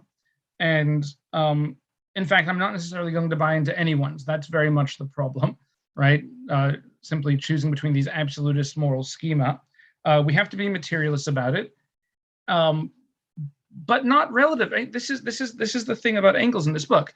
We have to be materialists about it, but not relativists about it. He says there are such things. I have it in one of the quotes on this slide, but I can't find it at the moment. He says, slide 5. He says that there is such thing as progress in morality, like other fields of knowledge. You can have progress in sociology and economics and geology and physics, and there's also progress in morality. He's not a relativist. There's better and worse ways of thinking about ethics and the human good. And in this slide 4, right, he says that it's not, he's so close. It's not that proletarian morality is like superior in this final last word kind of way, but, and then he naturalizes all over the reader. But you know, look how tortured this language is. It contains the maximum elements promising permanence, which in the present represents the overthrow of the present, represents the future. Like, so, like an uninitiated, like rude person like myself will read this and be like, huh? Why is that good? So like he says 2 things here precisely. It contains maximum elements, like the best soup isn't the one with the most ingredients, right? To be like vulgar about it. So why is the best morality the one that contains the most stuff relating to our present historical material conjuncture? I mean, he takes it for granted. It's a kind of naturalistic fallacy, right? So A, it contains the most elements, lots of ingredients, pepper, salt, leeks, whatever. And 2, it represents the possibility of overthrowing the present and a sort of permanence, which tracks with their general historical materialism, that it's not based on further class antagonisms, which is the motor of history, so it'll last because it'll leap or coincide with the abolition of class society. Fine, good. Why is that good? I did a lot of my doctoral dissertation on Leo Strauss. Leo Strauss, famous neocon, might have agreed with Engels and saying that proletarian morality would have a lot of staying power. But for all that, the neocon Leo Strauss would have been like, that's why we have to stop it. That's why we have to kill it in its cradle. Oof, is Strauss's kid still there? Sorry. What, you know, so this is always the problem, right? So it's like you don't want to commit the naturalistic fallacy, right? And just say, because things are, therefore they're good, and we should, you know, promote them. But we don't want to be Dühring either. We don't want to be completely non-naturalistic and say, damn how things are, all the past was evil, I'm a genius, do things like how I want. But does anyone else feel icky when they read that? Or am I just like being overly critical? Am I missing something here? How is this a satisfactory answer? In other words, that morality is, you know, proletarian morality is best because it's newer and has the most elements that relate to society, and it'll probably last a long time. Couldn't all that be true and still it be something contemptible in theory? Aren't you hitting on the heart of post facto critiques of Engelsianism, perhaps? Okay, how do you mean? I don't know. I mean, that's something we need to talk about, not this session, but I think in the future. Yeah. There's a lot of critiques of Engels from Marxists, obviously, and many of them are uncharitable, and frankly, he becomes a scapegoat. Absolutely. Yeah. And the critiques are wildly variant. He's too reformist to some Marxists, but it seems to me there is somewhat of a consistent critique that Engels, I don't know, influenced a particular way of conceiving of the proletariat as maybe overly moralistic or divined with a certain. Maybe you're hitting at something here. I hadn't thought of that. So yeah. I don't know. In section 2 of Anti-Duhring, he lets it slip sometimes, right? So I think, you know, as much as I'm hitting on Engels here, it's just because I love him so much. But because people say that he's just a positivist, he's just clearly not just a positivist. He believes in all of these universal deterministic laws. There's a real corker I'll give you as the last thing, right? And then other people will say, well, he doesn't care about morality at all. Of course he cares about morality and the good, or otherwise he wouldn't have, you know, dedicated his life to writing all of these things in favor of and for the promotion of proletarian revolution. This is just not true, although there's, there are things that you can quote which do suggest it. I don't think it's ultimately true. And so, I think that he lets it slide in part 2 of Anti-Duhring, where he says that since time immemorial, there has always been, I'm trying to get the exact quote correct because I didn't prepare it for today's, there's always been sufficient material for wrath about the injustice of the ruling classes. And he references Thomas Munzer and ascetic, communitarian-minded Christians and slave revolts and the whole rest of the pre-modern story of people standing up to injustice, right?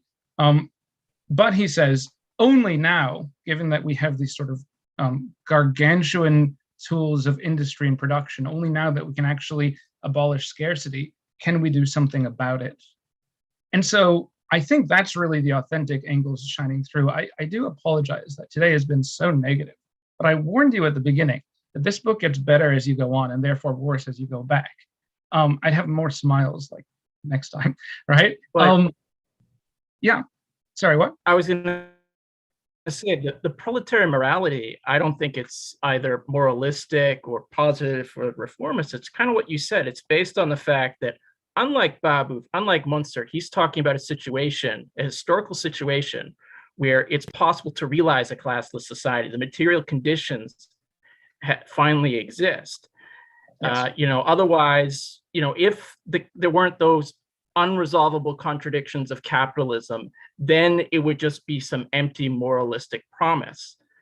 But if suddenly you can say, listen, this is not just me talking high up in the sky. This is based on understanding the historical necessity of capitalism, that it's leading towards this end.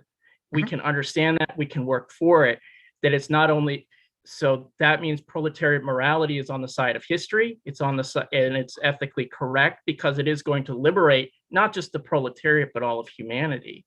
So, I mean, my guess would just be like, if you read this just in isolation without understanding the political economy, then sure, it can come off as moralistic. But I think also, like, you kind of touched on this throughout your discussion about how he's kind of pulls away from a worldview, but this whole thing implies a worldview. Yeah. This is this materialist Weltanschauung against Dühring's like eclectic Weltanschauung. He's trying to actually tie things together, whereas Dühring is using basically string to tie together steel. Engels is using titanium to tie together steel, to give you a coherent worldview that all ties together: the morality, the politics, the philosophy. You can't understand one without the other. I think that is kind of. I don't want to quote any proper names. Well, no, I get it. I'm trying hard to not do that too. I think that is kind of like the brass ring for current avant-garde Marxist theory, which is like, what is that one unifying worldview? Have to buy my book to find out.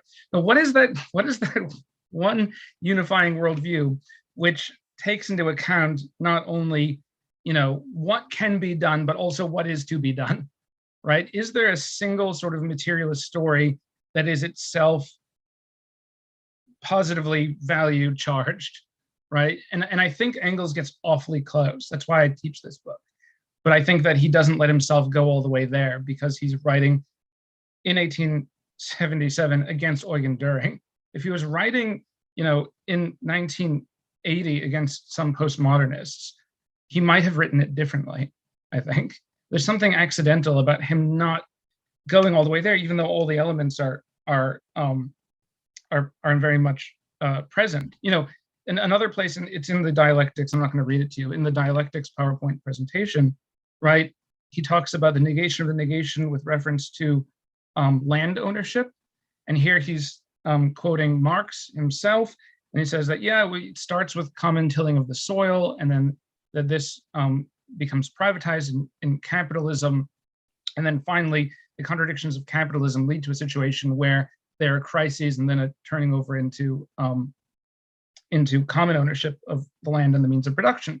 And then he says, does this mean, right, as against all the people who strawman Ingles, does this mean that this is a necessity, that this is like an iron law of history? And he's like, no, of course not. It might be that society just breaks down. Right? It's just like anticipating like Rosa Luxemburg here, right? And it's that, well, either these crises will lead to the next negation of the negation, either it'll lead to socialism and a humane emancipation of everyone, or it will lead to a sort of barbarism. But that means there's a type of choice, not a free choice out of nowhere, not a choice to be moral as up against the material circumstances, but a choice grounded in what it means to thrive materially. I'm sorry, I think Daniel's hand is up, right? Okay. Weak individualism. Really interesting idea.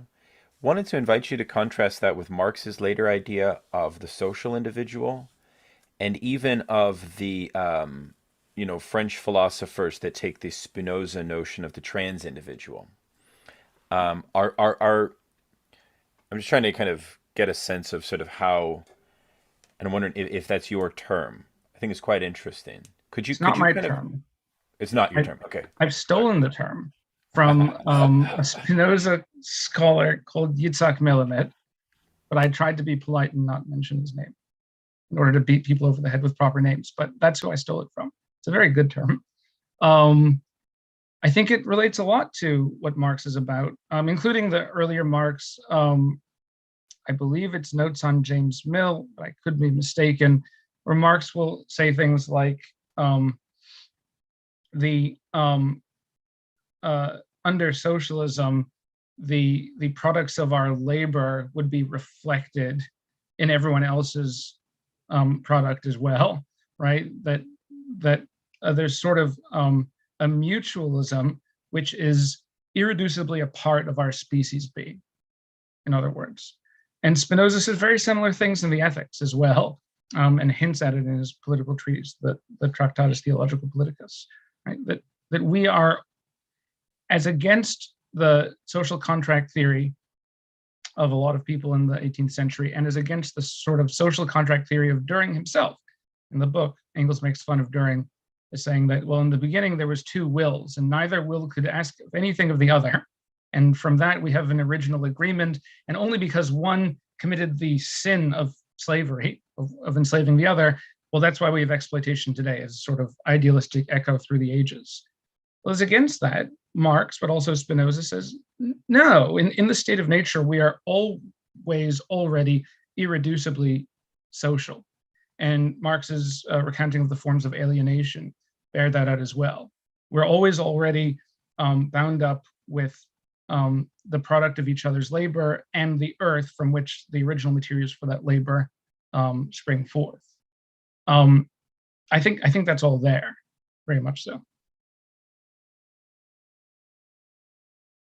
A nice contrast for all of this, right? And the sort of two ways that Engels could go, in a sort of more historicist, positivist direction, or a more speculative, theoretical, Spinozist definition, direction rather, comes at the end of the morality and politics section. I'm not going to read you the first few that I want to talk to you about when it comes to his view of equality, but there's an interesting contrast with how Engels talks about equality as compared to how he talks about freedom. You would think it would be the same, but it's actually quite the opposite. When Engels talks about equality in the first part of Anti-Duhring, what does he say? Here I'm looking at slides 5 through 9, basically. So working backwards in slide 9, he says the demands for equality are not eternal truth, and they're not eternally the same. In slides 5 through 8, he says that equality came about for very specific reasons, but universal human equality, the idea that all men are created free and equal, right, came about especially at the beginning of mercantile activity in Western Europe, international trade, manufacturing, and the need for contracts, especially international contracts, that everyone is essentially operating under the same predictable laws. And then he says, not only that, but once trade and mercantilism turns over into manufacturing, then indeed equality becomes further emphasized, because everything that is manufactured, the value of it is measured by some kind of average socially necessary labor time. So people's labor become equated with other people's labor, at least in some formal level, in the form of commodities themselves. And of the demand for proletarian equality, he says, well, this is just building off of bourgeois conditions. On the level of ideology, there are bourgeois pretensions of universal equality. This is not seen in the yawning gaps between the rich and the poor. And so proletarian demands for equality are very good, but they're not universal. They're historically mediated, and really they're piggybacking on the original idea of equality, which grew out of bourgeois conditions of production and exchange. Fine, good, it's all historical.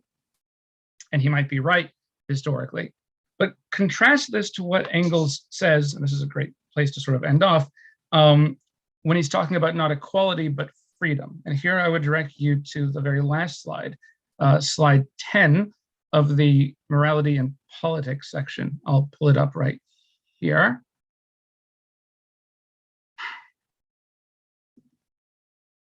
Here's what he says. I won't read all of it, I promise. But he says, now approvingly of Hegel, Hegel was the first to state correctly the relation between freedom and necessity. And then quoting, necessity is blind only insofar as it is not understood. Engels then goes on to say that freedom does not consist in any dreamt of independence from natural laws, but in the knowledge of these laws and in the possibility this gives of systematically making them work towards definite ends. This holds good in relation both to the laws of external nature and to those which govern the bodily and mental existence of men themselves. Two classes of laws which we can separate from each other at most, only in thought, but not in reality. Freedom of the will therefore means nothing but the capacity to make decisions with knowledge of the subject. Therefore, the freer a man's judgment is in relation to a definite question, the greater is the necessity with which the content of this judgment will be determined. In other words, there are these universal laws which govern human thought and the sciences and math and geology and history and everything. The more we understand these laws, but not only the laws as such, but how these laws apply to particular things, particular objects, the more free we will be to manipulate those objects and not have those objects manipulate us. This is, again, committing my own sin, exactly the third kind of knowledge as defined by Spinoza in the Ethics. This is intellectual intuition. It's understanding eternal subspecies laws as applied to concrete specific stuff. Yes, thank you, Harrison. But that's not very historicist at all, is it? These laws didn't emerge from mercantilists selling yam for golds or whatever the hell, right? They emerged from the very being of nature itself, right? And so why is it that the idea of freedom is universal, transhistorical, and grounded in immutable metaphysical laws, but the idea of equality ain't? Maybe there's a good reason, but this is the sort of tension that we find throughout this book that makes it a really interesting and frustrating book indeed. I'm going to shut up now. I'll give other people the last word. Any thoughts, concerns, objections, personal attacks on my family? I can bring them in.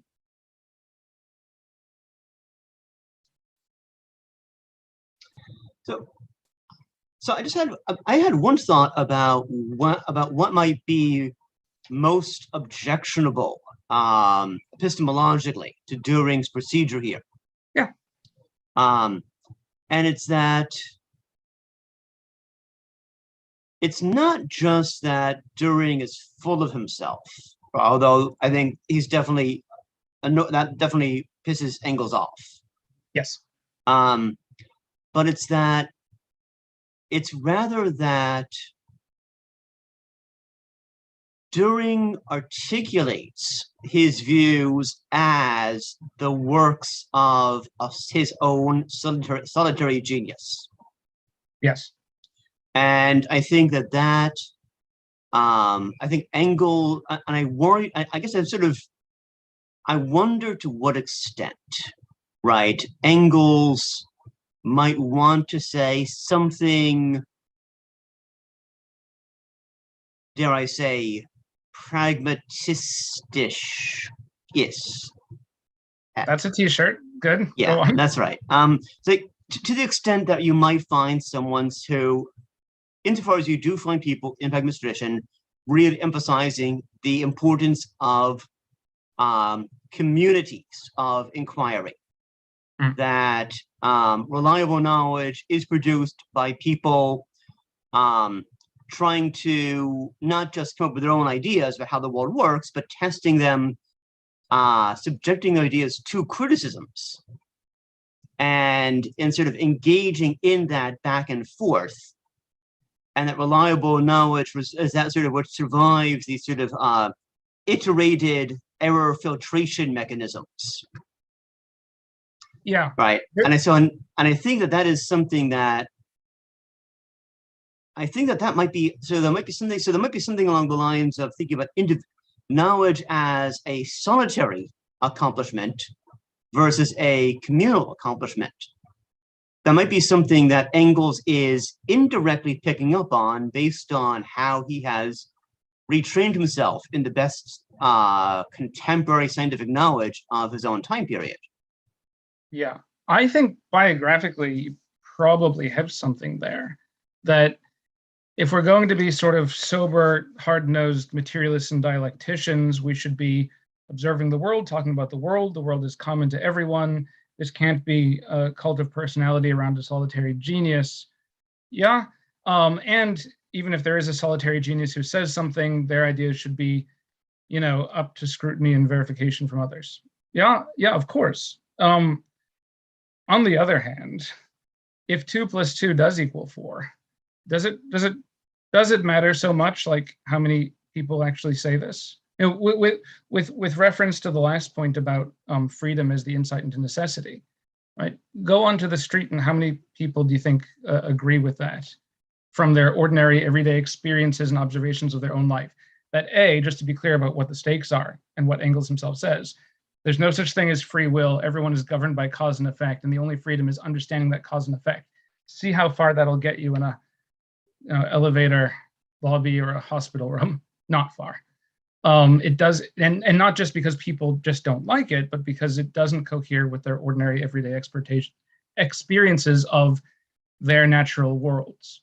And so that can't, there's something to be said against Dühring being an ass and an anti-Semite and a narcissist. That's all true. But that doesn't quite answer the methodological epistemic question, which is like, but isn't the truth anyway the truth?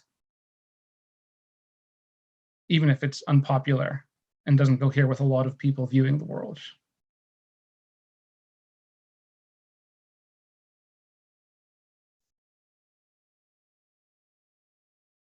All right. Other ideas? Objections?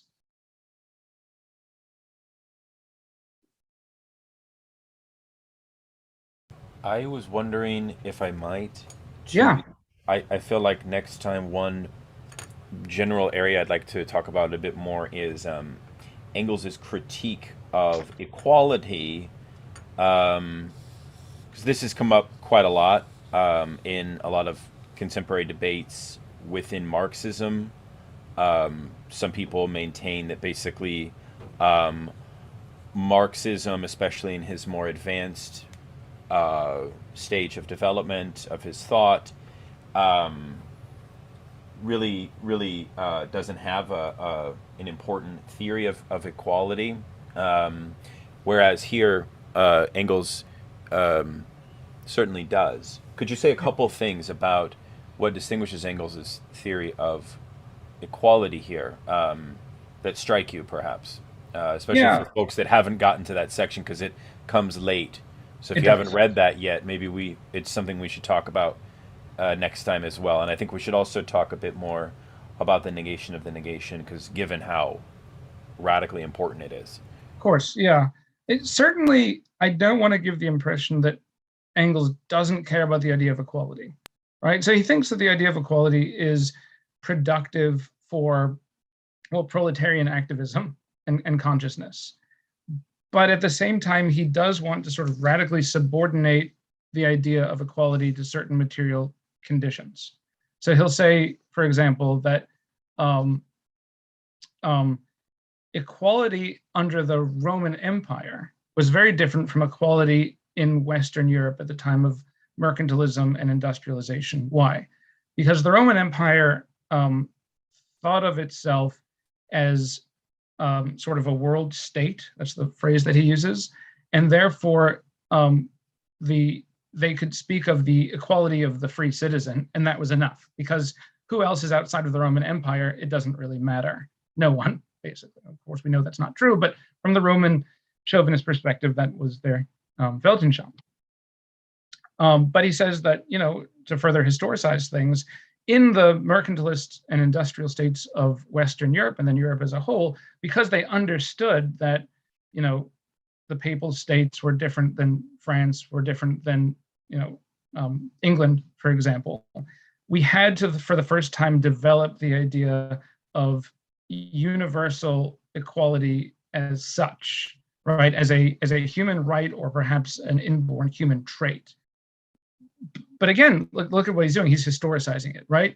It's like we have this universal idea only because of the historical accident that Europe was made up of many different states rather than one big world state. But again, he doesn't want to thereby dismiss it as not important.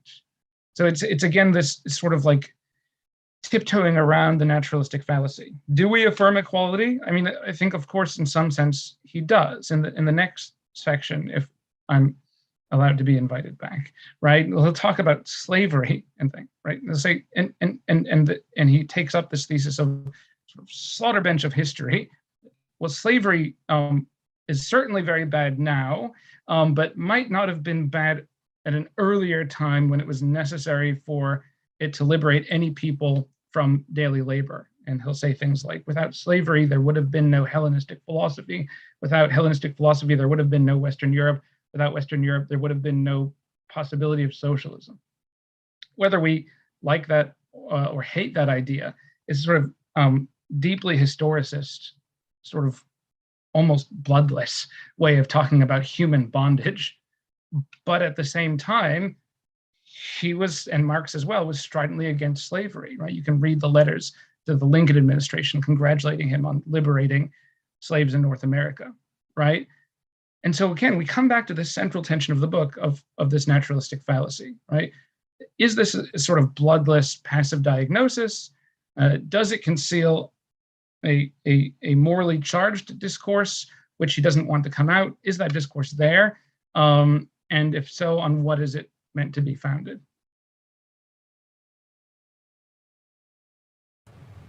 Wow. Well, I'd like to invite everybody to give Dr. Frim a little round of applause, or at least an emoji, to let him know that you care for this great facilitated lecture, seminar, conversation that you've given us. Happy to do it.